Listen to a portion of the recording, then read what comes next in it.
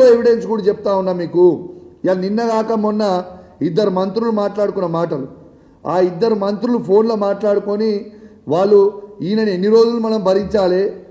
వాళ్ళన్న ఆ మంత్రులు మాట్లాడుకున్న సంభాషణ ఏంటంటే ఈ పొట్టోని మేము ఎన్ని రోజులు భరించాలి, ఎన్ని రోజులు భరిద్దాము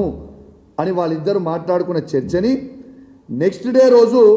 ఆ మంత్రుల ఫోన్ కూడా ట్యాపింగ్ చేస్తున్న ఇంత తర్వాత ఇంటెలిజెన్స్ రిపోర్ట్ ముఖ్యమంత్రి గారికి పోయిన తర్వాత ఇంకొక మంత్రిని, ఒక మంత్రి ఇంటికి పంపించి ఆ మంత్రిని ఇంటికి పిలిపించి నేను ఏం చేసినా నా తప్పేమున్నది, మీరు ఎందుకు చేస్తున్నారు ఇట్లా, నన్ను ఎందుకు భరించాలని అంటున్నా అన్నది